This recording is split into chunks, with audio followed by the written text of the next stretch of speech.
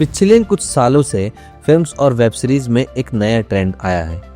जब भी किसी कैरेक्टर को कोई खतरनाक नाम देना हो तो उस कैरेक्टर को त्यागी नाम दे दिया जाता है। लंगड़ा त्यागी, हथौड़ा त्यागी वगैरह वगैरह।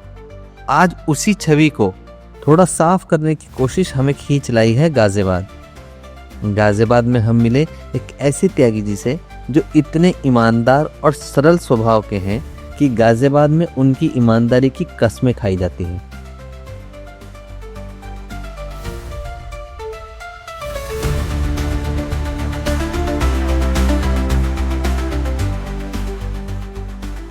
आज हम मिलने आए हैं गाजियाबाद के गांधी कहे जाने वाले श्री बालेश्वर त्यागी जी से। बालेश्वर त्यागी जी गाजियाबाद विधानसभा से लगातार 3 बार विधायक रहे हैं। जिस दिन से इन्होंने राजनीति में कदम रखा उस दिन से आज तक ये एक ही पार्टी के साथ जुड़े रहे, भारतीय जनता पार्टी। और 3 बार विधायक रहते हुए उन्होंने जो ईमानदारी और गुड गवर्नेंस का एग्जाम्पल सेट किया है उसके चर्चे आज भी पुराने लोगों के दिलों में जिंदा है। वैसे तो मेरा गांव बसंतपुर सैंतली है, मुरादनगर के पास, और किसान परिवार में पैदा हुआ। यहीं गाजियाबाद में ही मैंने एजुकेशन प्राप्त की, बीए किया, लॉ किया, और फिर यहीं प्रैक्टिस की गाजियाबाद डिस्ट्रिक्ट कोर्ट्स में। और सामाजिक राजनीतिक काम करते करते मुझे 1991 में गाजियाबाद से विधायक होने का अवसर मिला। लगातार मैं 3 बार विधायक गाजियाबाद से रहा और प्रदेश सरकार में 2 बार मंत्री भी रहा। तो मुझे जहाँ एक तरफ बार एसोसिएशन में काम करने का अवसर मिला, वहीं जनप्रतिनिधि के रूप में काम करने का अवसर मिला। और मुझे ये लगता है कि मुझे जो भी अवसर मिले मैंने उस अवसरों का पूरा लाभ उठाकर और जो अच्छे से अच्छा किया जा सकता है वो करने का प्रयास किया। बालेश्वर त्यागी जी अब राजनीति में सक्रिय नहीं हैं, पर समाज सेवा के कारण उन्होंने राजनीति ज्वाइन करी थी। वो आज भी उस पर कायम है। गाजियाबाद के नेहरू नगर में अपने पिताजी के नाम से एक लाइब्रेरी चलाते हैं। वहाँ हर सब्जेक्ट की लाखों किताबें हैं और शुल्क सिर्फ 300 रुपये सालाना। आज के रक्षा मंत्री श्री राजनाथ सिंह जी ने आपको गाजियाबाद का गांधी कहा है, तो बताइए क्यों कहा है? अब उन्होंने मेरी सादगी के कारण, मेरी सरलता के कारण, उन्हें लगता होगा कि भाई कुछ ज़मीन से जुड़े होने के कारण उन्हें लगता होगा कि भाई ये गांधी जी जैसा कुछ दिखता है, उन्होंने इसलिए कहा होगा। लेकिन मैं ये कहता हूँ कि ये कई बार अलंकार जो है ना, ये बड़े हानिकारक होते हैं। जब नरेंद्र मोदी और मुरली मनोहर जोशी ने वहाँ तिरंगा फहराया था लाल चौक पर, तो उस वर्ष मैंने पदयात्रा की थी पूरी अपनी विधानसभा में। तो उस दिन गाजियाबाद में भी पदयात्रा आई थी कलराज मिश्रा की। मैं उसके स्वागत के लिए गया था। बहुत सारे कार्यकर्ता मेरे साथ थे पदयात्रा में। 7 दिन तक मैं भी पैदल गांव-गांव घूमा था। तो उस यात्रा में एक सज्जन ने नारा लगाया कि बालेश्वर नहीं ये आंधी है, गाजियाबाद का काती है। अब मैं बैंक में जॉब करता हूँ, प्राइवेट ही, तो टाइम मिलता है तो मैं आ जाता हूँ स्टडी के लिए। ज़्यादातर यहाँ गरीब बच्चों के लिए बहुत बेनिफिट है। किसी के पास फाइनेंशियल प्रॉब्लम है तो उसके लिए। मैं दिल्ली पुलिस की तैयारी कर रही हूँ यहाँ पे, और ज़्यादातर बुक्स मुझे यहीं पे मिल जाती है। हाँ जी, और जो नहीं मिलती है वो मैं सर को बोल देती हूँ कि बुक वगैरह की जो प्रोवाइड कराती हूँ। आप बताएं। मैं SSC-CGL की तैयारी कर रही हूँ। मैं UPSI की तैयारी कर रही हूँ और मुझे यहाँ पे बहुत अच्छी फैसिलिटीज़ मिली हैं और मैं बालेश्वर जी का धन्यवाद करना चाहूँगी। सच में उन्होंने हमारे लिए बहुत अच्छा किया है। मैं दिल्ली पुलिस की तैयारी कर रही हूँ। बालेश्वर जी का धन्यवाद सिर्फ लाइब्रेरी में पढ़ने वाले बच्चे ही नहीं, बल्कि उनके दूसरे सामाजिक कार्य महर्षि दयानंद विद्यापीठ के 4000 परिवारों के बच्चे भी करते हैं। क्योंकि सभी मूलभूत सुविधाओं से लैस इस स्कूल की फीस गाजियाबाद की सबसे अफोर्डेबल फीस है। और कमाल की बात तो यह है कि त्यागी जी दोनों ही कामों में अपना पूरा वक्त देते हैं, मगर पैसा एक भी नहीं लेते। आप 3 बार से एमएलए रहे गाज़ियाबाद से, 1991, 1993, 1996, तीनों बार आपको बीजेपी ने टिकट दिया। आपने जिस दिन से राजनीति शुरुआत करी और आज तक आप बीजेपी के साथ ही रहे, ऐसा क्या है बीजेपी में? देखो, बीजेपी में कोई ऐसा नहीं है कि कोई हमें उंगली पकड़ कर लाया हो। हमने विचार पूर्वक और अपने संस्कृति के अनुरूप, अपने विचारों के अनुरूप, जैसे हमारा पारिवारिक माहौल था, हमारे घर में आर्य समाज और इस विचार का परिवार था हमारा, तो उस नाते ये हम संस्था के साथ हम जुड़े। और आज भी हमें ये लगता है कि चाहे तो आर्थिक पक्ष हो, चाहे सामाजिक पक्ष हो, चाहे धार्मिक पक्ष हो, इन सारे मामलों में भारतीय जनता पार्टी हमारे लिए, हमारे विचार के लिए उपयुक्त पार्टी है। और हमें कभी भी व्यक्तिगत रूप से कई लोगों से नाराज़गी हुई संगठन में, लेकिन विचार से कभी हमारा भटकाव नहीं। पर राजनीति में तो जिसकी सरकार उधर से ही पलटी मार लेते हैं, आपका कभी मन नहीं किया ऐसा करने का? मैंने चूँकि मैं विचार के साथ था, इसलिए कई बार ऐसे प्रस्ताव तो आए, लेकिन मन ने नहीं माना।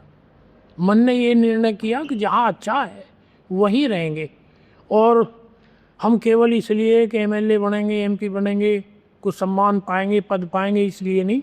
हम तो एमएलए बने, मंत्री बने, तो भी हमें ये लगा कि हम इस अवसर का लाभ उठाकर समाज की कितनी सेवा कर सकते हैं, ये प्रयास हमने किया। आपको आश्चर्य होगा कि उस समय तो उत्तराखंड भी इसमें ही था, उत्तर प्रदेश में ही था, बाद में परिवर्तन हुआ। तो हमने कभी मसूरी नहीं देखा, कभी नैनीताल नहीं देखा, हम कहीं गए नहीं। हम रात दिन केवल इसी काम में, और कई लोग हंसते थे, कहते थे कि यार तू तो ऐसे करता जैसे तू तेरे भरोसे ही हिंदुस्तान चलता हो। तो हम बड़ी परिश्रम से और बड़े मन से काम करते थे, तो इसलिए हमें ना कोई पछतावा है और ना कभी ये लगता कि हमारा कोई रास्ता गलत है, क्योंकि समझ कर विचार के साथ तब थे। लोग आपको कल्याण सिंह जी के करीबी मानते हैं, आप रहे भी हैं, काफ़ी उनके साथ आपने काम भी किया है, और आप जैसे आपने बताया था कि कल्याण सिंह जी के करीबी होने की वजह से आज आगे आपको मौके नहीं मिले, ऐसा मानने की वजह से। जी, ठीक है, तो पार्टी तो उन्होंने भी बदली थी, यही बात, यही मेरी, तब आपने क्यों नहीं बदली? ये मेरा संकट है। हाँ, हम कल्याण सिंह के साथ थे, ये बात ठीक है, और कल्याण सिंह जी ने हमें राजनीति में आगे बढ़ाया भी, बड़ा सहारा उनका संबल था। लेकिन हम उस कल्याण सिंह जी के साथ थे जो भारतीय जनता पार्टी का नेता था, जो भारतीय जनता पार्टी के लिए काम करता था, जीता था और परिश्रम करता था। हम व्यक्तिगत रूप से कल्याण सिंह रहेंगे, उनके साथ जाएंगे, ये हमारा निर्णय था। मुझे लगता है हमारी पार्टी के लोगों ने भी यही समझ में अंतर किया। उन्होंने केवल हमें कल्याण सिंह का आदमी समझा, उन्होंने हमें भारतीय जनता पार्टी का नहीं समझा, और इसीलिए शायद उन लोगों ने कुछ जो हमें अवसर मिलने चाहिए थे, उनसे हम वंचित हो। 1991 में बालेश्वर जी पहली बार चुनाव लड़े और गाजियाबाद से विधायक चुने गए, मगर 6 दिसंबर को बाबरी मस्जिद का ढांचा गिरते ही उन्हें पूरे मंत्रिमंडल के साथ इस्तीफा देना पड़ा। बालेश्वर जी उस दिन को कुछ यूं याद करते हैं। 6 दिसंबर 1992 को 1992 को आप मुख्यमंत्री आवास पर कल्याण सिंह जी के साथ थे। उस दिन की कहानी बता सकते हैं? उस दिन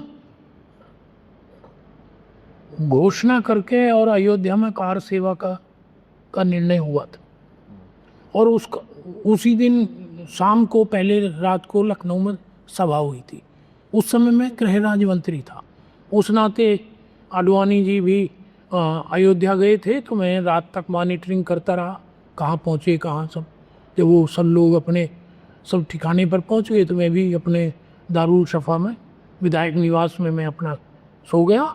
सुबह में उठा तो मेरा वैसे ही मन हुआ जरा मुख्यमंत्री आवास चलते हैं, 5 कालिदास मार्ग पर कल्याण सिंह रहते थे। तो जैसे ही मैं सुबह सुबह उनके आवास घुसा तो उनका जो पीआरओ था वो धूप में खड़ा था बाहर, कुछ हल्की सी गुलाबी सी सर्दी थी। तो मैं भी उनके पास आया, खड़ा हो गया उसमें लॉन में, और कल्याण सिंह अंदर से निकले कुर्ता पहनते हुए, और कुर्ता पहन के और गाड़ी में बैठकर चले गए। मैंने उनसे पूछा उनके पीआरओ से, कहाँ गए हैं? बोले कि वो इन्हें एक आवास और मिला है, उसको देखने गए हैं, उसकी क्या प्रगति है, तैयार हो रहा है।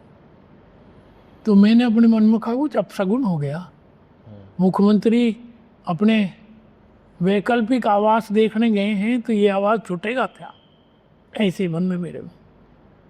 खैर उसके कल्याण सिंह थोड़ी देर बाद आ गए, आकर उन्होंने कहा चाय पियोगे, कॉफ़ी पियोगे, पूछ कर।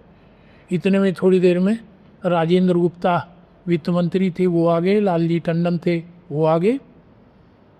चाय तब तक बनी नहीं थी, ऊपर उन्होंने टीन शेड बनाया था बैठने के लिए, बनवाया था कल्याण सिंह ने, उसमें जाकर बैठे। और उसमें बैठते ही फिर नीचे से कोई नेता आए और उन्होंने कहा कि समाचार ये है कि अयोध्या में ढांचे पर कुछ कार्यकर्ता चढ़ गए और तोड़फोड़ शुरू हो गई है। तो हम सब लोग नीचे उतर आए, हॉल में बैठे, क्योंकि वहाँ टेलीफोन थे नहीं, तो तब टेलीफोन से संपर्क करने का प्रयास किया कि अयोध्या में क्या स्थिति है। तो वहाँ जो अधिकारी मिले, उसने एक ने कहा बिल्कुल ठीक है, कोई अव्यवस्था नहीं है, वो कार सेवा भी टोकन होनी थी, कोई आवास वो घोषणा टोकन की थी, ऐसे ही करेंगे औपचारिक। लेकिन अब समाचार ये आने लगे, चढ़ गए, टूटने वाला है, चालू हो गया। तो फिर और सूत्रों से इधर उधर टेलीफोन किए, तो फिर समाचार की पुष्टि हो गई, और उसके बाद फिर टेलीफोन आने लगे दिल्ली से, गृह मंत्री का, फिर जो है अटल बिहारी वाजपेयी का, फिर अडवाणी जी का, कई टेलीफोन आने लगे। तो कल्याण सिंह जी ने मुझे काम सौंपा कि जिसके टेलीफोन आए उनका टेलीफोन का टाइम लिखो, सबका किस समय आए, बात क्या हुई है, बात अंदर जाके करते थे वो। अच्छा, बात हमने नहीं सुनी क्या, लेकिन टेलीफोन आते रहे। और शाम के समय 4 बजे के आसपास ऐसा लगा कि अटल जी ने ये कहा कि तुरंत इस्तीफा दो मंत्रिमंडल से। हाँ, और उसके बाद आडवाणी जी का टेलीफोन आया, उन्होंने शायद ये कहा कि 2 गुंबद गिर गए, अभी तीसरे को और गिर जाने दो, अगर इस्तीफा देना है तो फिर तीनों गिर जाए तभी दो, बीच में क्यों छोड़ा जाए, शायद ये मेरा। तो फिर यही निर्णय हुआ, जो लोग सब वहाँ बैठे थे, कि वही जो अडवाणी जी कह रहे हैं वही ठीक। तो फिर थोड़ी देर में समाचार आ गया कि तीसरा गुंबद गिर गया। फिर तय हुआ है कि इस्तीफा लिखो मंत्रिमंडल का। तो बहुत सारे मंत्री आ गए थे, 20-25 लोग हो गए थे, सब लोग अपनी अलग अलग राय, ये कारण लिखो, ऐसा ये लिखो, ये लिखो, ये लिखो। तो मैंने ये राय दी कि कुछ कारण ना लिखो, केवल ये लिखो कि हम अपना त्याग पत्र दे रहे हैं। क्यों आपने ऐसा क्यों राय ली? मुझे लगता था ना कि ये सोचने का समय चाहिए, क्या प्ली हमको लेनी पड़ेगी, एक वकील के नाते हमें लगता था हाँ, आप कि आज वकील के हिसाब से कि आज हम क्या कह रहे हैं, आज हम ये कहें ढांचा की रक्षा नहीं कर सके, या कभी समय आए ये कहना पड़े हम नहीं तोड़ा है, बहुत सारी चीज़ें होती हैं ना। तो मुझे ये लगता था, और मेरी सब लोगों ने राय मानी। सब लोग गए कल्याण सिंह जी के साथ, गवर्नर को त्याग पत्र दिया और चले आए। तो ये उस दिन का पूरा घटनाक्रम था। आप लोगों ने, पूरी कैबिनेट ने इस्तीफा दे दिया, तो सरकार गिर गई। अब तो राम मंदिर बन गया, तो आपने जो शुरुआत करी थी उसका रिजल्ट आ गया है जी।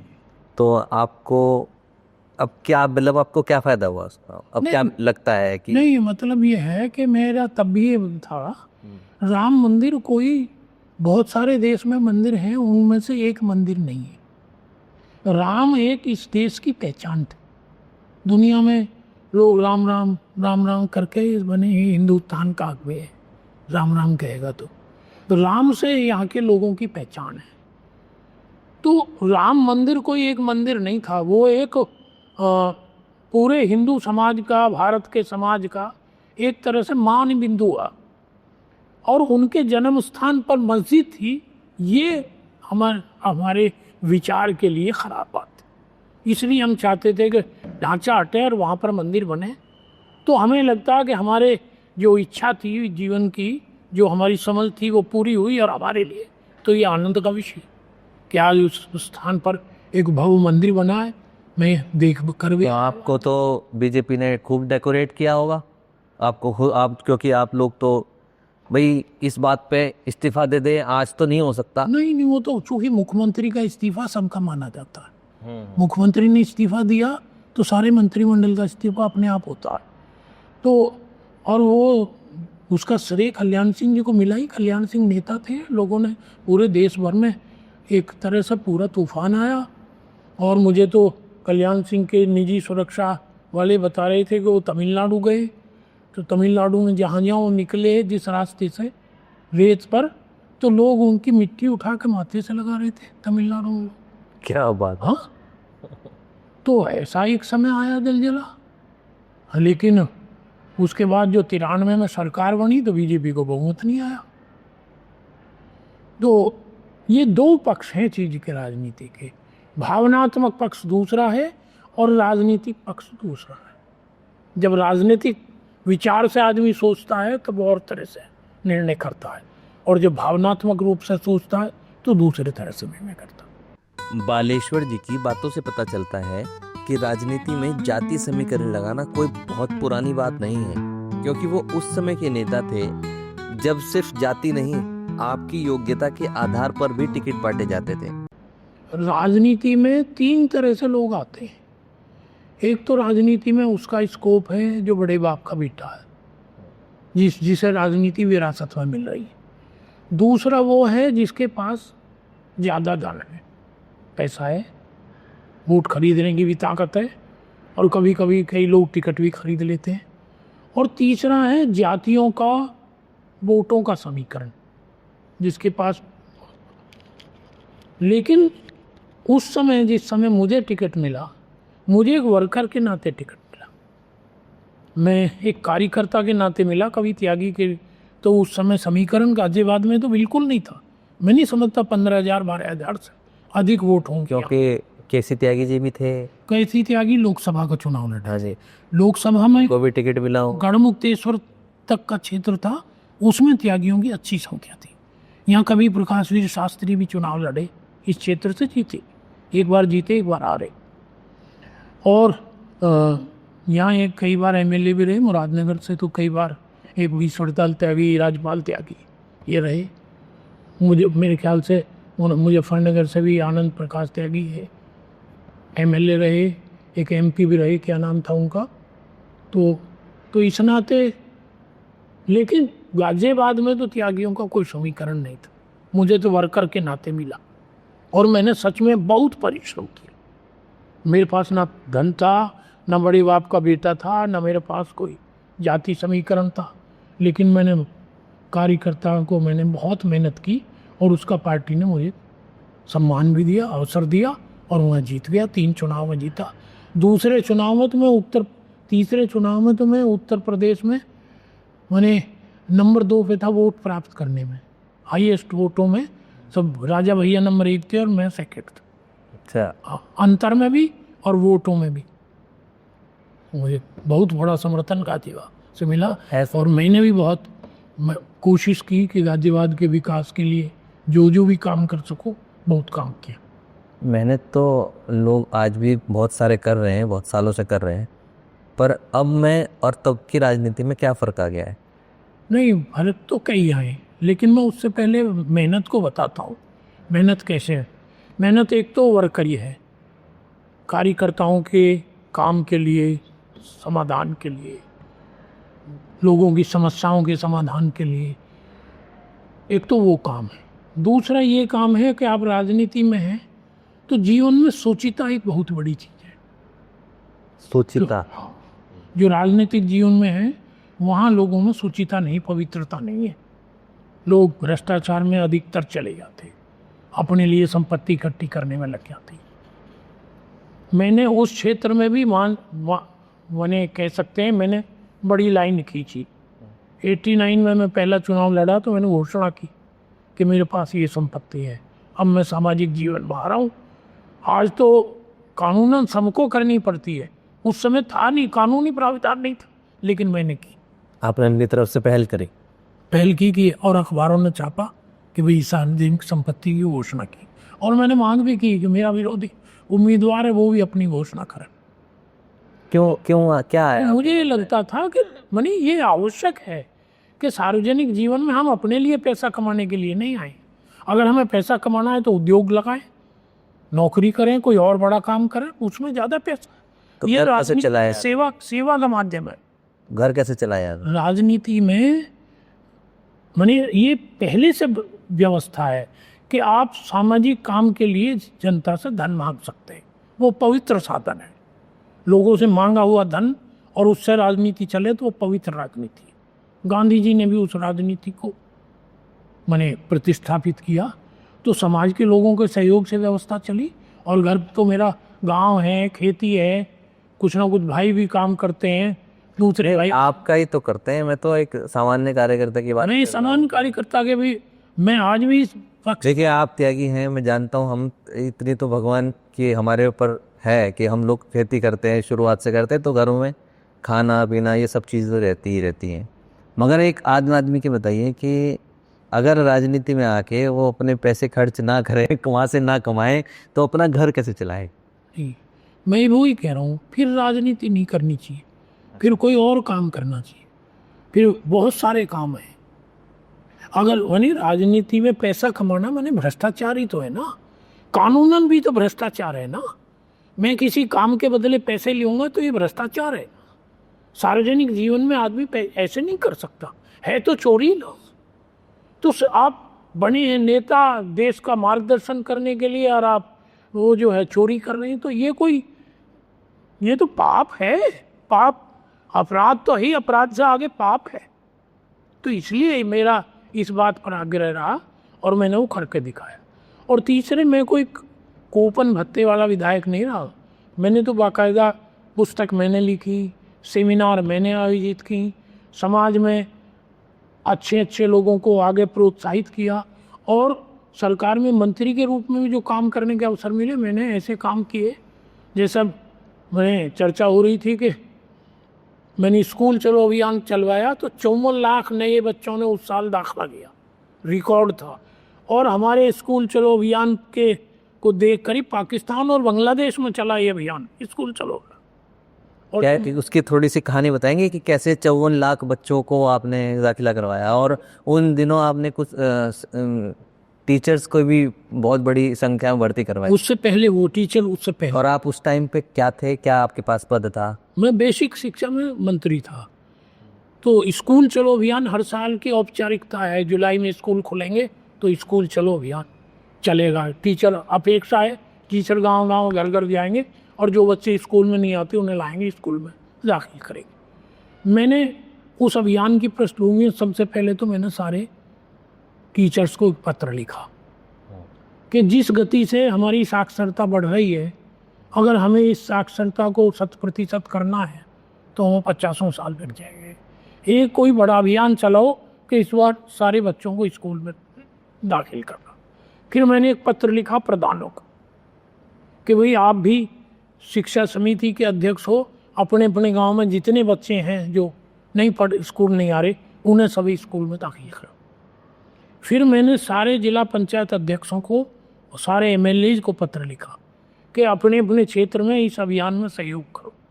मैंने कमिश्नर से सीधे बात की और मैंने कहा आपकी कमिश्नरी में जितने भी कलेक्टर हैं और ब्लॉक हैं और तहसील हैं, उन सब में आप इस जो मुख्यमंत्री का एजेंडा है उसमें इसको भी लो कि स्कूल चलो अभियान में बच्चों को दाखिल किया जाए।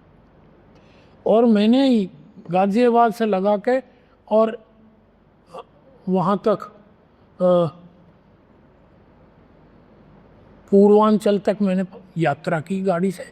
हर जिले मैंने 4 जिले तय किए जहाँ सबसे कम साक्षरता था।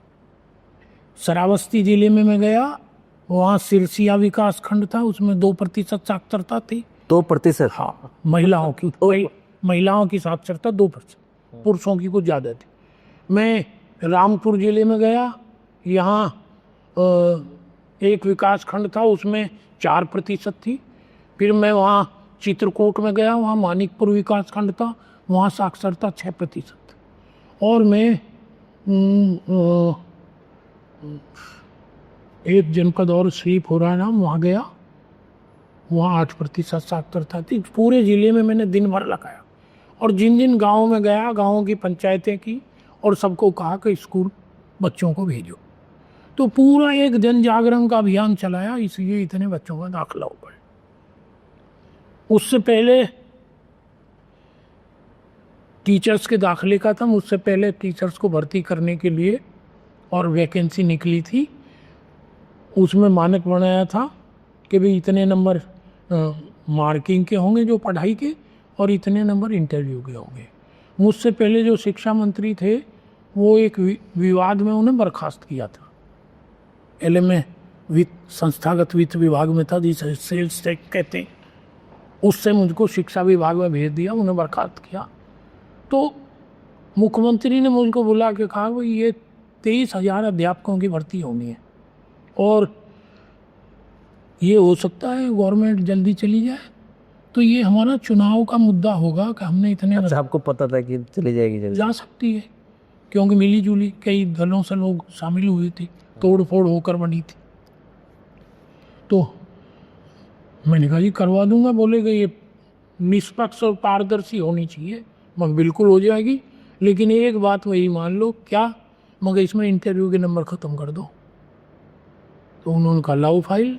मैं सचिव को नहीं भेजा, मैं खुद ही फाइल दबा कर बगल में गया और उन्होंने भी अपनी कलम निकाली और अपनी कलम से लिख दिया कि इंटरव्यू के नंबर ख़त्म। तो वो मानक हो गया कि हाई स्कूल में जो जिसके फर्स्ट डिवीज़न है उसके 1 नंबर, जो 6 नंबर, सेकंड है तो 3 नंबर और थर्ड है तो 2 नंबर, ऐसे हाई स्कूल, इंटर, BA किए और नंबर जोड़कर और गुणांक बन गया। जिस दिन हमने रिजल्ट घोषित किया, मैंने सारी प्रेस बुलाई और मैंने कहा जो सबसे कम नंबर वाला टीचर दाखिल हुआ, जिसकी भर्ती हुई है, उसका गुणांक 52.99 है। अगर इससे ऊपर जरा भी कोई मिल जाए तो मेरे पास आ जाओ, जांच कर लूँगा और सही पाया गया तो घर से बुला लूँगा। तो उस बार कोर्ट में भी कई मुकदमे थे, कोर्ट ने भी, हाई कोर्ट ने भी ये कहा कि ये पहली बार ऐसी पारदर्शी नियुक्ति हुई है। अपने पूरे कार्यकाल में जहां दूसरे मंत्रियों ने जेब खर्च के नाम पर लाखों डकारे, वहीं बालेश्वर जी ने 1 रुपया भी जेब खर्च अपने स्वयं के लिए नहीं लिया था। अभी आपने बोला कि मैं कोई कूपन भत्ते वाला मंत्री नहीं था, जी, उसका क्या मतलब? उसका मतलब ये है कि विधायक बन जाए कि एक तो कूपन मिले ट्रेन में घूमने के लिए, भत्ते मिलते हैं विधानसभा से, तो एक तो ये है उसे एंजॉय करो, विधायक हो गए अपने घूमो, देश भर में दौरे करो, कहीं जाओ कहीं आओ, और एक ये हो कि काम करो। तो जैसे मैंने पहले कहा कि मैं तो दूसरे तरह से था। मैं जो विधायक निवास है उसमें B ब्लॉक में 19 नंबर मेरे पास आवास था। मैं 3 टर्म उसी में रहा, लगभग 1.5 कमरे का होता है। मंत्री रहते मैं कोशिश करता, कल्याण सिंह जी को कहता, उसके बाद रामप्रसाद गुप्ता बने मुख्यमंत्री, अपने राजनाथ सिंह बने, लेकिन मैंने नहीं ट्राई किया कि मुझे कोठी चाहिए। तो मुझे लगता था कि जो मेरे पास व्यवस्था है, जब मुझे कोई ये जनता का धन है, मुझे अपने लिए नहीं, मैं ट्रस्टी हूँ, ये मुझे लगता था। मुझे आपने कभी कन्वॉय सरकारी गाड़ी? नहीं, मैं तो सरकारी गाड़ी, तो मुझ पर अपनी तो गाड़ी नहीं थी, चलता तो मैं सरकारी गाड़ी में था, लेकिन मैं लखनऊ में कभी मैं वो एस्कॉर्ट नहीं लेते, जिलों में तो मिल जाती थी, लेकिन लखनऊ में बाकायदा लिख कर मैंने दिया। जब मैं मंत्री बना तो गाजियाबाद से, जिले से कलेक्टर ने, उसने SSP ने एस्कॉर्ट भी कि यहाँ आपके आवास पर रहेगी और आप लखनऊ में जाओगे वहीं आपके साथ जाया करेंगे, इसके लिए गाड़ी आपका विभाग देगा। मैंने लिखित में कलेक्टर को चिट्ठी दे के कि मुझे आवश्यकता नहीं है, मैं इसे बिना किसी नाराजगी के वापस करा दूँ। तो आप तो साइकिल पर लूना पैसे जानते थे? हाँ, तो जो मेरे पास साधन है उसी को मैं जानता ही नहीं, उस लूना के अलावा मुझको चलाना नहीं आता था, तो मैं उसी से कूदता। उसमें कठिनाई मुझे लगता है कि जो छोटे मुंह बड़ी बात हो जाएगी, ये जो समाज का है वो मेरा नहीं। मैं उसको ट्रस्टी तो हूँ, लेकिन मैं मालिक नहीं हूँ उसका दुरुपयोग करने का अधिकार नहीं। मैं उसका जितनी मुझे आवश्यकता थी उतना तो मैं करता था, लेकिन मैं दुरुपयोग नहीं करता, मैं कोशिश करता था। मैंने तो लखनऊ अपने आवास पे एसी नहीं लगवाया। इसलिए मैंने कहा कि मैं गाजियाबाद में मेरे घर पे एसी नहीं है तो मैं लखनऊ में क्यों लगवाऊँ। मैंने मना कर दिया, मैं नहीं लगवाऊँ। तो मेरी अपनी समझ है, इसलिए मैं कभी कभी कहता हूँ बात जरा वैसी लगेगी, अपने अहंकार की बात लगेगी, लेकिन मैं कह रहा हूँ मुझे ऐसे 2-4 ही विधायक रहे होंगे उत्तर प्रदेश पर जिन्होंने इतनी इस तरह से काम किया हो और विधायक न रहने के बाद भी सामाजिक जीवन में और निष्ठा के साथ जुड़े हों, ऐसे बहुत कम लोग। मेरा कहना यह है कि समाज में जिनका कोई अर्थ मतलब नहीं है हमसे, वो तो प्रशंसा करते हैं, उस अच्छाई को अच्छाई बताकर प्रशंसा। लेकिन जो अपने साथी हैं राजनीति के, वो ईर्ष्या करते हैं। उन्हें ये लगता है कि अच्छा होना माने हमको खराब घोषित कर। हम ईमानदार हैं तो इसका मतलब ये है कि हम ये अपने आप को ईमानदार बता रहे हैं तो हमें ईमान घोषित कर रहे। तो कोई राजनीति में साथी कभी इस बात को लेकर मदद नहीं करता कि अच्छा आदमी रहा है, इसको मौका मिलना चाहिए। आपने ये सब किया, कभी भत्ता नहीं लिया, कभी सरकारी सुविधाओं का इस्तेमाल नहीं किया, तो दुरुपयोग नहीं करता। हाँ दुरुपयोग नहीं किया, और आपका जो जेब खर्च लोगों ने लाखों रुपए का जो जेब मैं एक सिंगल पेनी नहीं लेता। और आपने एक सिंगल पेन ही नहीं लिया, फायदा क्या हुआ लास्ट में? तो मतलब आपको तो कुछ भी नहीं मिला, आपको तो फिर बीजेपी में भी। मैं ये कह रहा हूँ कि ऐसा सोचो, बात थोड़ी सी वैसी है, कितना अच्छा खाएंगे ना, कितना भी अच्छा खाएंगे भोजन, इतना श्रेष्ठ श्रेष्ठ, तो अब गति तो उसकी एक ही है, सुबह को गति तो एक ही है, आधा तो गंदगी बन के निकलेगा। कोई कितना सुख ले लो तो आखिर गति तो एक ही है ना जीवन की, कोई उससे कोई बहुत बड़ा परिवर्तन थोड़ी होगा। कोई बड़े धनवान लोग भी आनंद में थोड़े ही सब है, और जो धन है, ये साधन है, ये इसकी सुख देने की भी सीमा है। कुछ सीमा के बाद सुख देना बंद कर। स्थायी सुख तो और बड़ी चीज है, वो धन में नहीं है, साधनों में नहीं है, सुविधाओं में नहीं है, वो मन में है। आनंद तो मन की दशा का। नहीं, कभी आपको गिल्टी फील नहीं होती कि मैंने नहीं इससे अच्छा तो मैं कमाई लेता? नहीं, गिल्टी तब फील होती अगर मैंने किसी भ्रमवश ये रास्ता अपनाया, ये मैंने विचार के साथ ही रास्ता, इसलिए मुझे गिल्टी नहीं। मैंने कोई प्रचार के लिए नहीं, जैसे जेब खर्च वाला है जो आपने चर्चा की, मैंने नहीं प्रचार किया कि जेब खर्च मैंने नहीं लिया है। किसी ने विधानसभा में सवाल डाला कि इस सरकार में कितने मंत्रियों ने क्या क्या जेब खर्च लिया, तो उसका उत्तर आया, तब लोगों को पता लगा कि एक आदमी बालेश्वर त्यागी नाम का एक ऐसा है जिसने एक पैसा भी जेब खर्च नहीं लिया। तब लोगों को पता लगा। तो मैंने अपने प्रचार के लिए नहीं किया, मैं तो मन में था कि मुझे नहीं लेना, मुझे जेब खर्च माने खर्च करना। जब मुझे खर्च नहीं करना है तो मुझे क्यों लेना। इसका भी एक संदर्भ है, जब राम प्रकाश गुप्ता मुख्यमंत्री थे, जिस दिन ये इस्तीफा देने गए मुख्यमंत्री से, ये नरेंद्र मोदी जी उन दिनों महामंत्री थे, ये इस्तीफा दिलवाने के लिए लखनऊ गए थे। तो राम प्रकाश गुप्ता जी इस्तीफा देकर आए, राम प्रकाश गुप्ता जी और नरेंद्र मोदी जी दोनों आए। मुख्यमंत्री आवास पे मैं भी था, तो राजेंद्र गुप्ता जी के साथ में हॉल में चला गया, तो वो 3 ही लोग, राजेंद्र गुप्ता जी, नरेंद्र मोदी जी और मैं। तो राम प्रकाश गुप्ता जी ने मेरा नरेंद्र मोदी जी से परिचय कराया कि ये बालेश्वर त्यागी हैं, ये बेसिक शिक्षा के मंत्री हैं, और इनकी विशेषता ये है कि ये जेब खर्च नहीं लेते। तो मोदी जी ने कहा फिर ये मैनेज कैसे करते हैं? तो राम प्रकाश जी ने कहा मैनेज करने की जरूरत ही नहीं होती, ये खर्च नहीं करते, न लेते न खर्च करते, इसलिए मैंने। तो बोले ये तो देश भर के लिए उदाहरण की बात है। तो मेरी पहली और आखिरी मुलाकात मोदी जी से थी। उसके बाद नहीं मिले? उसके बाद कभी मेरी मुलाकात पहले भी नहीं हुई, बाद में भी नहीं। पर आप जब आपके पास पैसे नहीं थे, मतलब आपका चलो घर परिवार चलाने के लायक तो थे, और आपके पास पैसे नहीं थे और आप किसी से लेते नहीं थे, सहायता नहीं लेते थे, चुनाव कैसे लड़ते थे आप? मैं ये कह सारे काम मुझे जनता से इतना सहयोग मिला कोई कल्पना नहीं कर सकता। जो 2002 का मेरा आखिरी चुनाव था उसमें तो मैंने ये निर्णय किया कि मैं मांगने भी नहीं जाऊंगा, केवल फोन करूंगा कि मैं चुनाव लड़ रहा हूँ। लोग मुझे घर दे कर गए सारे पैसे। अच्छा, हाँ, ऐसा नहीं है क्या समाज। करते थे आप उनका शुभ? चुनाव में चंदे में पोस्टर है, बैनर है, झंडा है, गाड़ी चलाना है, प्रचार में हो? प्रचार में खर्च करते थे। और शराब? शराब न पीते थे न पिलाते, यही तो चल रहा है। जब हम तो इस सिद्धांत के लिए तो लड़े हैं, शराब फिर किस बात की पिलाएं हम, तो उसको तो नहीं करते थे। तब नहीं मांगते थे क्या लोग? नहीं मांगते भी नहीं थे, हमसे मांगते, हमें नहीं मांग, हमें बहुत सारी चीजों में प्रिविलेज है, लोग अपेक्षा भी नहीं करते, लोग हमसे वैसे भी नहीं मांगते जैसे लोग और नेताओं से चंदा मांगते हैं। हमसे कुछ मानते थे लोग, इसके पास नहीं है तो बेकार। तो हमें सारे चुनाव चंदे से लड़े गए, सब लड़े। और आप देखो, हम तो दोनों सामाजिक काम है, स्कूल भी है, लाइब्रेरी भी है, जन सहयोग से ही चलते हैं, लोग अभी सहयोग दे। आपने बताया था कि चुनाव के बाद में आपके पास कोई आए थे और उन्होंने पेशकश की थी पैसे देने के लिए, आपको वाली बात बताई। ये तो है ही, मेरे दो घटनाएं ऐसी हैं। एक तो बल्कि बाद में वो बसपा में चले गए थे, एडवोकेट थे हमारे साथ यहाँ गाजियाबाद में ही, और चुनाव के बाद वो आए कि भाई, मैंने कहा भाई अब तो जीत गए, खर्चे को जरूरत नहीं।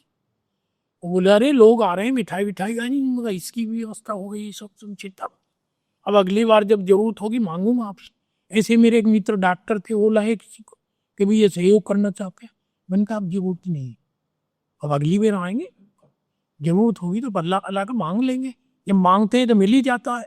मैं ये कहता हूँ, कबीर का एक दोहा है और मुझे लगता है कबीर दास ने मेरे लिए लिखा, साधु कछु ने मांगते उधर समाता ले, आगे पीछे हरी है, जब मांगो तब दे। जब मांगो तभी मिल जाता। और कल्पना नहीं कर सकता, मैं कहता हूँ राजनीति में को दो चार हो तो मुझे भी नाम पता लगे तो मैं समझूँ कि भाई मेरे साथ मेरे जैसे के लोग हैं। मैं 2000 जो आखिरी चुनाव जो हारा मैं, उसमें तो मेरे पास पैसा बचा गया। उससे पहले चुनाव में तो मैंने पैसा बचा और मैंने वो पैसा पार्टी को लौटाया, बचा हुआ पैसा चुनाव में से। हाँ, तो मैंने, कई लोग तो कहते हैं अब तुझे पैसे से दुश्मनी है क्या, तुझे अच्छा ही नहीं लगता क्या? मुझे लगता है जो मेरे हिस्से का मुझे मिलेगा, जो समाज का, वो समाज में जाना चाहिए। ये पार्टी के नाते लोगों ने मुझे दिया है, आज चुनाव का काम हो गया, मैंने पार्टी को लौटा दिया, बचा हुआ ये बचा। तो अब उसका श्रेय भी आप देखो ना, इतनी सब संस्थाएं चल रही हैं, तो मुझे तो मेरे मन में इच्छा थी कि भाई एक डिग्री कॉलेज बनाऊं। मेरी कल्पना थी कि अटल बिहारी वाजपेयी महाविद्यालय बनाना चाहिए, और मुझे लगता है कि अगर ये शुरू हो जाए तो मैं बना सकता हूँ, सहयोग लोगों का मुझे मिल सकता है। लेकिन कठिनाई ये है कि एक तो एनसीआर में कोई जमीन दान देने को तैयार है नहीं, और सरकार में ऐसा कोई अटल जी का भक्त नहीं है कि जो मुझे सरकार से जमीन अलॉट करा दे। कोई ऐसा है, मुझे तो सूत्र मिला नहीं जिसके मार्फत मैं मुख्यमंत्री तक ये अपनी बात पहुंचा सकूं, तो इसलिए नहीं तो मुझे लगता है जो भी प्रोजेक्ट हो, मैं तो जो इच्छा हुई वो काम करके दिखाया। अटल जी से कितनी बार मिले आप? अटल जी से मेरा बहुत बड़ा बहुत बार, बताइए कुछ उनकी कोई घटना। मुझे अनेक बार उनसे मिलना होता था, बहुत अनेक बार उनसे मिलता था।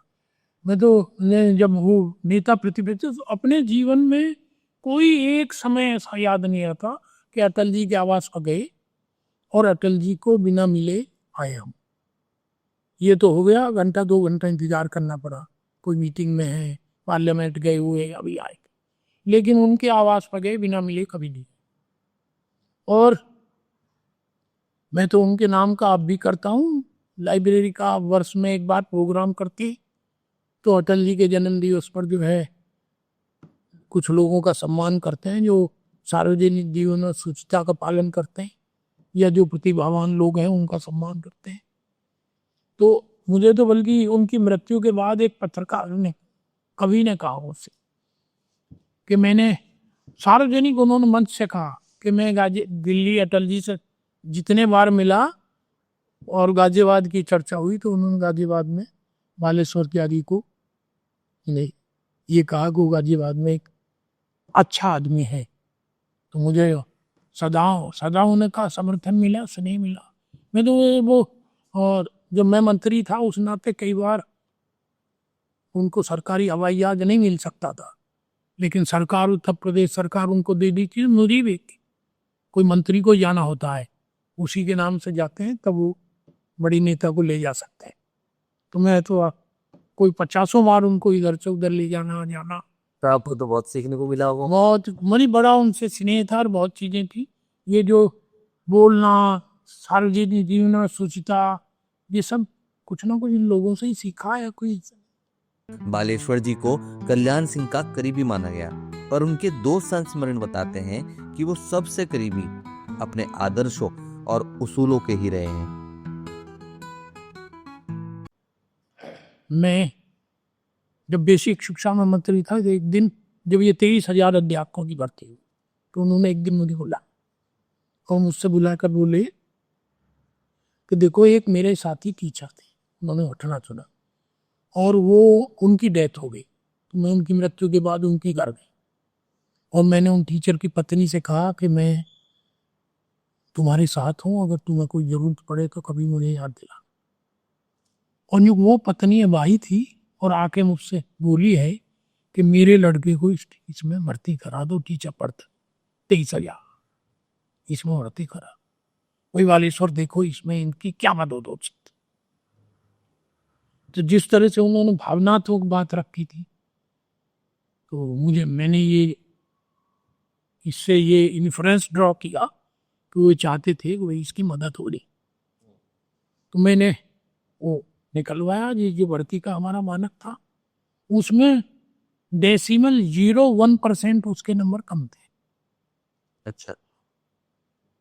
तो जैसा कल्याण सिंह जी की इच्छा थी और भावना थी और मैं उनकी भावना का आदर करने का मेरा मन भी था, लेकिन मुझे जो नियम वाली बात थी तो मुझ में साहस नहीं हुआ ये मुख्यमंत्री को जाके ये कहूँ कि भाई ये नहीं हो सकता। मैंने अपने अधिकारियों को भेजा, वो जाके मुख्यमंत्री जी के प्रमुख सचिव को बता दो, DK कोटिया थे सीनियर IAS, कि भी ये संभव नहीं है, ये इतना नंबर कम है। 0.01%। 0.01%। जी। तो वो उन्होंने जाके बता दिया फिर, और उन्होंने कि ठीक है जाओ। फिर मुझे बुलाया, मैंने कहा जी उसमें 0.01% कम है, उसमें नहीं हो पा रहा। तो कोई रास्ता नहीं हो सकता। मगर एक रास्ता है। क्या? मगर 1,000 और भी, 1,000 और भर्ती कर लो, 23,000 अगर 24,000 कर लो तो आ जाएगा।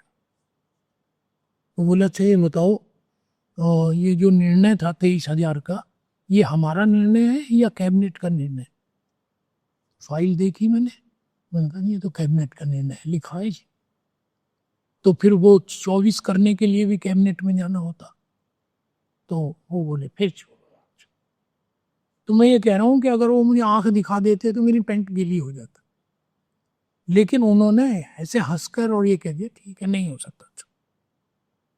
एक ऐसी और घटना है, वो और किसी देश की बात हो रही है, किसी देश की बात। यहीं की राजनीतिक लोग, बहुत सारे लोग ये कहते हैं कि कल्याण सिंह भी जो है सार्वजनिक जीवन में शुचिता का पालन नहीं कर सकते। उस व्यक्ति की उन्होंने उस समय 60 करोड़ रुपए की खरीदारी होनी थी, ऑपरेशन ब्लेड योजना थी। बेसिक शिक्षा का मंत्री होने के नाते मेरे द्वारा मेरे विभाग से होनी थी। तो वो जो खरीदारी होनी थी उसमें मैंने नियम बनाया कि ये खरीदारी जिलों में हो, हर जिले में खरीदारी। कुछ लोगों की रुचि ये थी कि एक जगह हो जाए लखनऊ में वन टाइम। उनकी रुचि इसलिए थी कि एक जगह हो जाएगी तो एक ही बात करनी पड़ेगी ना, कमीशन की एक ही आदमी से बात करनी। जिलों में होगी तो 57 जिलों में कहाँ भागा फिरेगा। तो उन्होंने कल्याण सिंह जी को पढ़कर बताया ये जो हेरा फेरी करना चाहते थे। तो मेरा नाम तो लिया नहीं, मुझसे पहले वाले मंत्री जी का लिया कि ये उन्होंने कही की थी। तो उन कल्याण सिंह जी ने बुलाया, बोले भाई ये जिलों में किसने किया डिसेंट? मैंने कहा मैंने किया। क्यों किया? मगर जी एक तो आप कहते थे भाई डिसेंट्रलाइजेशन से पारदर्शिता रहती है, और दूसरी बात ये है कि भाई मैं भी सहमत था इससे। मगा बोले ठीक है जाओ, चला गया। फिर एक दिन उन्होंने फिर बुलाया मुझे और उनसे बोले कि भाई हम इसे सेंट्रलाइज चाहते हैं। मैंने कहा जी मालिक हो, अब तो है भी मुख्यमंत्री, मंत्रियों के पास जो पावर है वो भी तो मुख्यमंत्री की भी हुई है, तो वहाँ जैसा चाहो करो। तो उन्होंने फाइल मेरी तरफ को बढ़ाते हुए बोले तो लिख दो इस पर। तो मैंने कहा जी मैं जो लिख चुका वो लिख दिया, अब तो आपका आदेश होगा। तो मैं आप कल्पना नहीं कर सकते ना, वो तो ना चेहरा बिगड़ा, ना उन्हें कोई तनाव हुआ, और बोले ठीक है कोई बात, हम करवा कर भिजवा। और मैं चला आया वहाँ से। वो तो कहते हो मैं मुख्यमंत्री मेरी बात नहीं मान के दे रहे। तो मैं यही कह रहा हूँ कि वो चाहते तो करवा लेते हैं, मैं क्या करता अगर वो जरा मुझे धमका देते। बालेश्वर जी का यही सरल व्यक्तित्व उन्हें औरों से अलग करता है, जिसमें वो सभी को एक समान मानते हैं और समाज सेवा अपना पहला कर्तव्य। मैं यहाँ वहाँ गया था पीलीभीत, तो पीलीभीत में उन दिनों पंजाब का आतंकवाद बहुत था, और सारा पीलीभीत का जंगल जितना था तराई वाला सब में आतंकवादी थे, और आतंकवादियों ने सारे डाक बंगले सब पर कब्जा कर लिया था। बहुत खराब स्थिति थी तराई में। उससे पहले वहाँ बम विस्फोट हो गया था, मैं तो वहाँ उस समय गया था, 6 लोग पुलिस के मारे गए थे। एक तो डीएसपी थे उपाध्याय, एक इंस्पेक्टर थे यादव, बम सब उड़ा दिए। तो इस तरह की बड़ी घटनाएं होती थी। तो मैं किसी पार्टी के कार्यक्रम से पीलीभीत गया, तो मुझे ले गए चलो जंगल में दिखा कर लाता। तो उन्होंने जीप थी, वो जीप में उन्होंने सब ये बुलेट पर जाकर, मगर तुमने भी पहनी है कि ना, तुम्हें खतरा नहीं है तो फिर मुझे ही क्या खतरा है। तो मतलब ये है कि मुझे भी लगा कि ठीक है, जब गोली इनके लगेगी तो मेरे लगेगी भाई, आखिर ये भी तो अवसर ये है, ये भी जीवन इनका भी उतना ही, इनके लिए इनके परिवार के लिए उतना ही महत्वपूर्ण है जितना मेरे लिए मेरे परिवार के लिए। आपने अपनी किताब में लिखा है कि आपने वहाँ पे पहली बार नागालैंड की पुलिस देखी। जंगलों में नागा पुलिस थी, वहाँ बिल्कुल दूर दराज के जंगलों में खड़ी थी वो। क्या खास बात लगी आप? नहीं वो बाबू बहादुर थे, वो जंगली आदमी थे, वो डरते ही नहीं थे। वो बंदरों को, गीदड़ों को और इन्हें तो मार के खा जाते थे बहन के वो। हाँ, और वो तराई में उस क्षेत्र में मुझे कलेक्टर इन दोनों ने बताया, वो आतंकवादी उनके कारण खत्म हुआ, सब भाग गए चौक के। अच्छा। हाँ सब हालांकि फूक गए, सारे डाक बंगलों को फूक गए। पहले तो वन विभाग के और इनके बहुत डाक बंगले होते थे, लोग अंग्रेज जमाने में लोग जंगलों में जाकर ठहरते थे डाक बंगलों, वहीं रात को रहते, भोजन बनाना, सब पिकनिक करते थे, सब जला दिए। लेकिन एक एक सिपाही एक एक खड़ा रहता था, अकेला खड़ा रहा, चल डरते ही नहीं थे। छोटे मोटे सांप बिच्छू इनको सब मार मोर के सफाया होगा बंदरों का। बहुत ही जल्दी, बहुत ही कम उम्र में आ गए थे, और आपने बहुत ही बड़े बड़े मंचों में, फिर उसके बाद आगे जाके आपने बहुत सारे कार्यभार संभाले, आप विधायक रहे, ये बहुत सारी चीज़ें करी। मैं ये पूछना चाहूँगा आपसे कि अगर आज जो हमारी राजनीति है, जो आज हम देखते हैं कि अगर किसी को युवा नेता बनना है तो ज़्यादातर वो क्या करते हैं, कुर्ता पहन के, कपड़ा पहन के, और होर्डिंग्स लगवा देते हैं पूरे शहर में, होली, दिवाली, जन्माष्टमी की हार्दिक शुभकामनाएं, ये जयंती वो जयंती की हार्दिक शुभकामनाएं। और या फिर वो किसी नेता के साथ में खड़े होकर फटाक से एक बार फोटो खिंचवा लेते हैं, सेल्फी ले लेते हैं, और उसके बाद में वो अपने सोशल मीडिया पे उसका प्रचार करते हैं। तो क्या मैं ये पूछना चाहूँगा, क्या इसके अलावा और कोई ऑप्शन नहीं है हमारे युवाओं को राजनीति में जाने का? ऑप्शंस कम हैं युवाओं के पास, क्योंकि जो सिस्टम बना है, पहले तो अपने आप को समाज में अपनी पहचान बनाने के लिए कार्यकर्ता काम करता था, पर्चे बांटता था, राजनीतिक दलों में मेंबरशिप करता था, लोगों की समस्याओं के समाधान है, राशन कार्ड है, आधार कार्ड है, तहसील जाना है, थाने जाना है, बहुत सारे काम थे, बच्चों का दाखिला कराना है, बच्चों की फीस माफ़ करानी है। लोग किसी न किसी को सहयोगी को ले जाते थे, लोगों को डर लगता था जाने में। तो अब वो सारे ऑप्शंस घट गए हैं। अब अब तो बहुत सारे काम ऑनलाइन हो रहे हैं और सेवा केंद्र बन गए, वहाँ जाओ पैसे दो और करा लो। तो अब तो चूँकि पैसा भी है और ये सुविधा भी आसानी से उपलब्ध है कि होल्डिंग लगाओ, उस पर अपना बढ़िया सा फोटो लगाओ, कुर्ता पजामे वाला, जैकेट वाला, और लोगों को अगले दिन पता लग जाए ये भी नेता, लिख दो अपना वरिष्ठ नेता। तो वो आसान भी है और उनकी पहुंच में भी है और उसका लाभ भी मिल रहा है। बालेश्वर जी के जीवन पर पूर्व प्रधानमंत्री अटल बिहारी वाजपेयी जी का बहुत बड़ा असर रहा। वो उन्हें अपना आदर्श मानते हैं। एक बार अटल बिहारी वाजपेयी लखनऊ में मीटिंग ले रहे थे, कार्यकर्ताओं की मीटिंग थी। वो बैठे थे और भाषण चल रहा था, एक कार्यकर्ता भाषण कर रहा। तो उसने भाषण करते करते ये कहा कि इन कांग्रेसियों को नंगा कर दो। अटल जी ने वहीं उसको रोका बीच में और उन्होंने कहा कि भाई एक बात बताओ, इस शब्द का कोई और विकल्प नहीं हो सकता नंगा करने का? इसका विकल्प ये नहीं हो सकता बेनकाम कर दो? जरा शब्दों का तो ख्याल करो कि हम क्या बोल रहे। तो ये कोई समाज में जब आदर्श स्थापित करने वाले लोगों का अभाव हो जाता है तो मर्यादाहीन लोग बढ़ते चले जाते हैं। आपको क्या लगता है? अब मैं आप देखो ना, मैंने अब आप राजीव गांधी जिस तरह से बोलते हैं, मोदी जो है ये कर देगा, ये राहुल गांधी सॉरी, तो वो शब्दों की माने कोई प्रधानमंत्री है, देश का चुना हुआ प्रधानमंत्री है, कोई छल कपट से कुर्सी पे नहीं बैठ गया, लोगों ने वोट दिया है। तो सम्मान पूर्वक बोलने में, बात में भी, भाषण में भी आप मर्यादा खत्म करोगे तो कोई आदर्श नहीं रहा। और उसी का अनुरूप सबको लगता है कि जितनी गाली दोगे उतना ही तुम पार्टी में अपना कद बढ़ाते चले जाओगे। मैं ये नहीं कह रहा हूँ कि बीजेपी में ऐसे लोग नहीं हैं जो मर्यादा का उल्लंघन नहीं करते, वहाँ भी है, लेकिन है इसीलिए कि कोई जो आदर्श ये रोकने वाला, कहने वाला, जो ये ताकीद करे, ये निर्देश दे कि आप मर्यादा का पालन करो, वो लोग घटे हैं, तो इसलिए मर्यादाहीनता बढ़ी। तो आपको क्या लगता है कि विचार खत्म हो गया है? विचार शून्यता बढ़ी है। आदमी को आज बीजेपी में है, कल कांग्रेस में चला जाओ, उसे कोई असहजता नहीं है। कांग्रेस से जनता पार्टी में चला जाओ, कोई नहीं, लोकदल में चले जाओ, समाजवादी पार्टी में चले जाओ, बसपा में चले जाओ, कोई नहीं।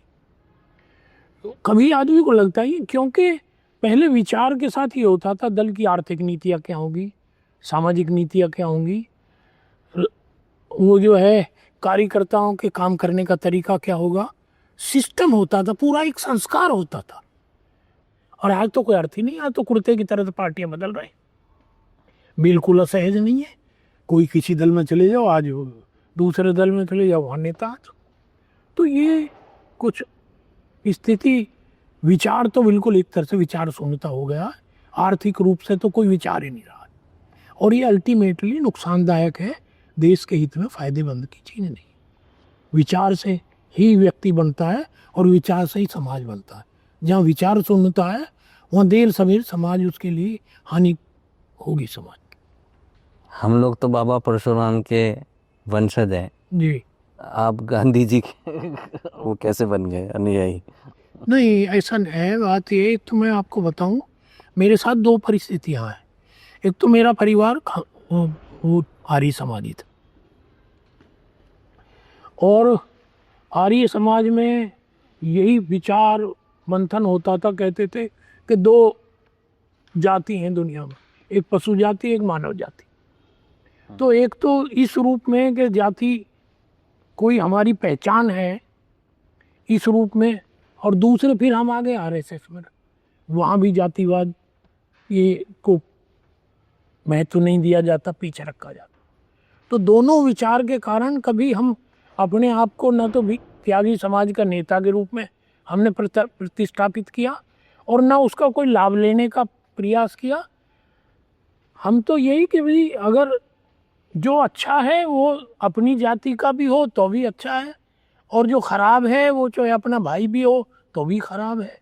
तो हमने तो उस पर विचार किया। और दूसरे गांधीवादी हम नहीं रहे, गांधीवादी विचार से हमारे परिवार में भी कोई नहीं रहा, लेकिन गांधी की नैतिकता और गांधी का जो सच के साथ रहने का जो उनका कमिटमेंट लगा, सैकड़ों बार उनकी जीवनियाँ पढ़ी, उनका बहुत सारा साहित्य पढ़ा, तो उस विचार से ज़रूर सम्मान है उसके प्रति, लेकिन उतने ही विचार तक सम्मान है, बाकी चीज़ें गांधीवादी हम नहीं हैं। लेकिन भाई समाज में है, समाज के अंग हैं, परिवार है, भाई बहन रिश्तेदार सभी वो हैं, तो कोई ये नहीं है कि उस विचार से कोई वहाँ कोई मन में खराबी है, लेकिन उस रूप में नहीं कि जैसे लोग केवल जाति का संगठन, जाति के लिए विचार, जाति को लाभ, जाति को नुकसान, ना ये। अच्छा, लाइब्रेरी के बारे में बताइए ना। लाइब्रेरी के बारे में हमने पूछा नहीं। हाँ बताइए। लाइब्रेरी तो एक तो हमारे पिताजी आर्य समाजी थे, तो वो उन्होंने कहा भैया जैसे वो करते हैं श्राद्ध करो और वो करो, लोगों की दावत करो, मृत्यु भोज करो, वो कुछ नहीं करना। तो हमने कहा कुछ ना कुछ उनके, अच्छा वो बहुत एक तरह से किसान तो थे, बिल्कुल एकदम मजदूर की तरह से खेत में परिश्रम से काम करते थे, लेकिन वो भी बहुत एकदम सिद्धांतिक आदमी थे, बहुत एकदम अपनी बात के पक्के और बिल्कुल, तो आदर्श किसान थे वो, एकदम प्रतिस्पर्धा थी उन लोगों से कि मेरे खेत में सबसे ज़्यादा पैदा होना चाहिए, ईख हमारी सबसे बढ़िया होनी चाहिए, खुद मजदूर से ज़्यादा काम करते थे खेत में।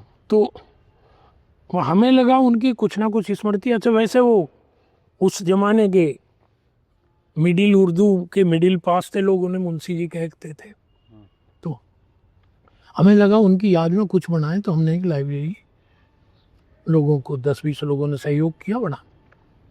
और ये उद्देश्य कि हम कोई ऐसा सामाजिक काम करें, मंत्री रहते तो हम किसी की नौकरी लगवा ना सके, लेकिन अब हर साल 10-20 बच्चे वहाँ से नौकरी पा लेते, तो हमें मन में ये संतोष है कि भाई इनके जैसा सहारा हमारा भी है इनको बनाने में। किताब हैं, अखबार हैं, मैगजीन हैं, इतनी सारी व्यवस्था है, बिजली है, जनरेटर वो लगाया हुआ है सब में, इन्वर्टर कब, अब तो नेट भी हमने सारे कमरों में लगवा दिया है। तो ये लगता है कि एक समाज में, एक शिक्षा के क्षेत्र में, और बच्चों को जो प्रतियोगी परीक्षाओं की तैयारी करते हैं उन्हें एक बड़ा सहयोग है। और सच में मैं जिसने भी आकर, मैंने कहा लाइब्रेरी देखो, जिसने भी लाइब्रेरी आकर देखी उसी ने मुझे कुछ ना कुछ, बस भाई हमें बताओ हमें क्या सहयोग कर, वो सब लोग सहयोग करते हैं शहर के आदमी को, तो आनंद आता है, मुझे भी अच्छा लगता है कोई बढ़िया हो रहा है। तो आपकी मैं लाइब्रेरी देख के आया, वहाँ इतनी किताबें थी, इतने बच्चे थे, हमने बच्चों से भी बात करी। आपने एक वो नया शुरू किया है, बुक डोनेट भी कर सकते हैं, बुक बैंक आपने शुरू किया। यहाँ हम स्कूल में आए, 4000 बच्चे हैं यहाँ पे, फीस आपकी बिल्कुल बेसिक स्कूल फीस है। अभी आपने सारी बातें बताई कि भाई आपने जीवन में क्या क्या किया, कितने लोगों का, इतने सारे लाख बच्चों के एडमिशन कराए। तो मैं ये पूछना चाह रहा था अगर जब अपने अंतिम समय के बाद में क्या मूर्ति बनवाने चाहते हैं क्या आप अपनी? मूर्ति की तो मुझे दुर्दशा लगी। मैंने कई मूर्तियां देखी, एक आध दो जगह तो मैंने देखी, वो मूर्ति की बाजू ही उसकी बरसात में गल गई, वो लोया लोया रह गया। तो मुझे मूर्ति में ज़्यादा कुछ चार्म नहीं लगता। ये तो ठीक है, मैं जो मोह है मेरा, लोकेशना तो मुझ में है ना, ये प्रसिद्धि चाहने की चाह तो मुझे है, ये तो मैं नहीं कह सकता बुरी है क्या वो? ना, बुरी तो नहीं है, लेकिन चाह है, लेकिन वो मूर्ति बने ये नहीं। मुझे ये लगता है कि ये चीज़ जो मैंने शुरू की है ये और अच्छी बने तो शायद ज़्यादा उपयोगी होगा एक मूर्ति बनने से। आपकी तो कितनी सारी बातें आ जाती हैं, मैं भी भूल जाता हूँ, और आप अपने मुंह से तो खुद बताते ही नहीं है। मतलब आपने अपना पूरी बॉडी दान करी हुई है, ज़रा उसके बारे में बता दीजिए, ये लास्ट वन। और मेरे मित्र हैं, परिचित हैं दिल्ली के, तो वो उन्होंने बताया मुझे कि दिल्ली में दधीची देहदान समिति है, और वो लोगों को प्रेरित करते हैं कि अपनी मृत्यु के उपरांत अपनी देह को दान कर दो। वो मेडिकल कॉलेज में बच्चों को पढ़ने के काम आती है बॉडी। वैसे तो लोग अब अपने देश में ना जरा शरीर मृत्यु के बाद शरीर के बारे में ज़रा थोड़े भावुक होते हैं। तो कोई कहता नरक में जाओगे, कोई कहता स्वर्ग में जाओगे, कोई तो मुक्ति नहीं मिलेगी, ये संस्कार जरूरी है, अब वो रूढ़िवादिता लगती है। हम तो आर्य समाजी हैं, तो हमें लगता है कि शरीर का ये भी उपयोग है कि कम से कम बच्चे ही पढ़ लेंगे, बच्चों का ज्ञान होगा। अब जितने बच्चों को अगर बॉडी वास्तविक बॉडी नहीं मिलती तो अस्पतालों में वो मेडिकल कॉलेजों में प्लास्टिक की बॉडियों से पढ़ाते हैं। तो जो वास्तव में मानव का शरीर मिलेगा उन्हें पढ़ने के लिए, तो एक इस जलकर मिट्टी तो होना है। तो मुझे भी लगा मगर अभी इसको क्या बुराई है, करते हैं। घर वालों ने सपोर्ट कर दिया?